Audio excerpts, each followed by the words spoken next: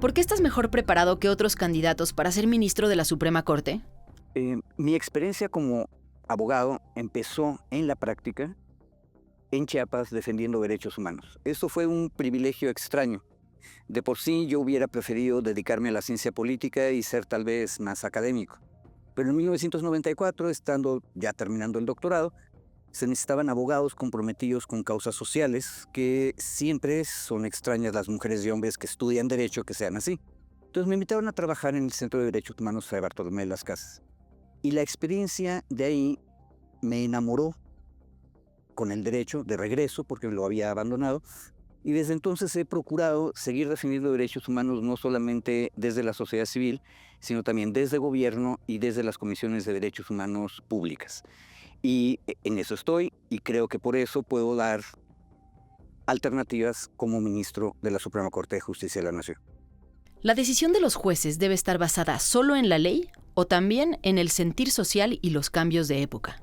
A todas las abogadas y abogados nos regalan en algún momento el recuerdito del decálogo del abogado. Y uno de sus mandamientos es, si uno tiene que escoger entre el derecho y la justicia, uno debe escoger la justicia. El sentir social es una de las guías fundamentales para saber qué se entiende por justicia en un momento dado. Y los cambios de época se van sintiendo de acuerdo con eso. Un precedente muy interesante en la época revolucionaria fue el argumento de la propiedad nace del trabajo y por lo tanto las y los hacendados en los años 1920 no tendrían el mismo derecho a la propiedad rural que los campesinos que trabajaban. Los cambios de época influyen en el derecho y hay que asegurar que la Corte esté siempre abierta a ese sentir social.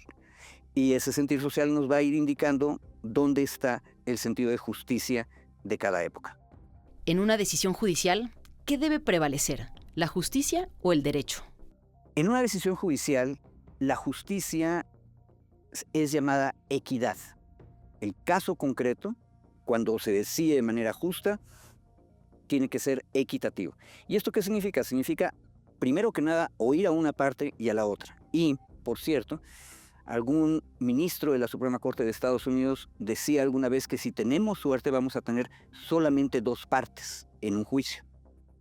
Hay terceros interesados, hay intereses sociales involucrados y la decisión judicial, si va a ser justa, es decir, equitativa, tiene que oír a todas las partes. La justicia en el caso concreto se tiene que construir escuchando a las partes, escuchando a la sociedad y a partir de eso aplicar el derecho. El solo derecho, la sola forma, no es justicia. Sigue la cobertura de la elección judicial 2025 por nmas.com.mx/elección judicial.